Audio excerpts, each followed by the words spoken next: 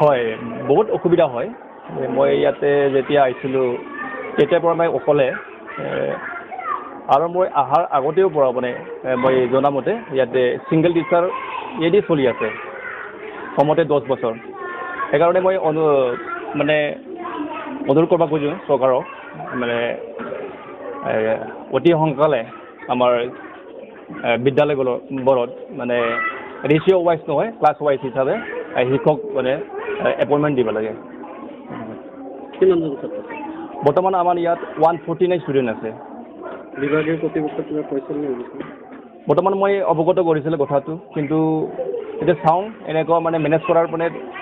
মানে teacher shortage of teacher সেইটোৱে কয় চিৰাং জিলাৰ মহকুমাৰ অন্তৰ্গত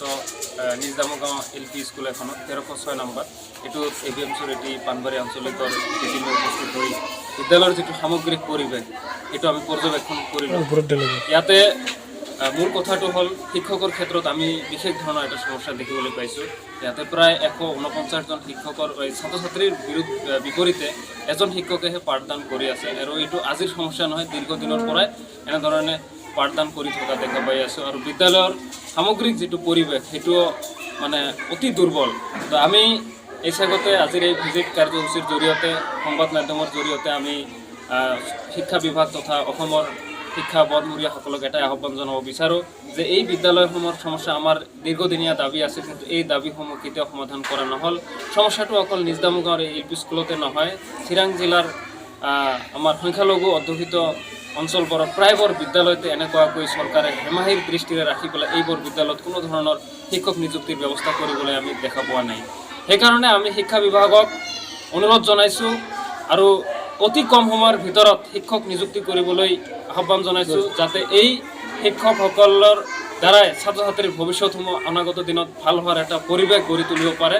নহ'লে আজিৰ এই ছাত্ৰ ছাত্ৰীখিনিৰ ভৱিষ্যত আমি যেন অন্ধকাৰৰ পিনে ঠেলি দি আছোঁ এনেকুৱা ধৰণৰ এটা পৰিৱেশ আমাৰ মনত হৈ আহি আছে আমাৰ মন্ত্ৰী আমলাসকলে বিভিন্ন ধৰণৰ কথা কৈ ফুৰে কিন্তু আজিৰ শিক্ষা বিভাগৰ যিটো ফপলা ৰূপ আপোনালোকে ইয়াৰ তৃণমূল পৰ্যায়ৰ দৰে LP স্কুলবোৰৰ এনেধৰণৰ পুতৌ লগা অৱস্থা হ'লে তেনেহ'লে আমাৰ অসমৰ যিটো শিক্ষা এইটো কেনেধৰণে উন্নত মানৰ পিনে যাব অসমৰ মুখ্যমন্ত্ৰীয়ে অসমৰ মুখ্যমন্ত্ৰীয়ে দিল্লীৰ মুখ্যমন্ত্ৰীৰ লগত টুইটাৰত শিক্ষা সম্পৰ্কীয় বাকযুদ্ধ লাগি থাকে কিন্তু আজিৰ এইবোৰ LP স্কুলৰ অৱস্থা চাওক এনেধৰণৰ বিভিন্ন ধৰণৰ ফপলা ৰূপ আছে সেইকাৰণে আমি বিশেষকৈ আজিৰ এই মানে ভিজিট কাৰ্যসূচীৰ জৰিয়তে আমাৰ সংবাদ মাধ্যমৰ জৰিয়তে চিৰাং শিক্ষা ডিপাৰ্টমেণ্টক আমি আহ্বান জনাইছোঁ যে অতি কম সময়ৰ ভিতৰত এইসমূহ বিদ্যালয়ত ছাত্ৰ ছাত্ৰীৰ অনুপাতে শিক্ষক নিযুক্তি দিয়াৰ অনতিপলমে ব্যৱস্থা কৰক অন্যথায় আমি ABMCৰ কেন্দ্ৰীয় সমিতিৰ পৰা আৰম্ভ কৰি জিলা সমিতিসমূহে এই বিদ্যালয়সমূহৰ ছাত্ৰ ছাত্ৰী তথা অঞ্চলবাসী ৰাইজ শিক্ষকসকলক লগত লৈ আমি ৰাজপথত আন্দোলন কৰিবলৈ বাধ্য হ'ম যদি এই ধৰণৰ সমস্যাসমূহ দীৰ্ঘদিনলৈকে থাকে তেনেহ'লে ইয়াতকৈ আৰু ভয়াৱহ পৰিৱেশ সৃষ্টি কৰিবলৈ ABMCয়ে বাধ্য হৈ পৰিব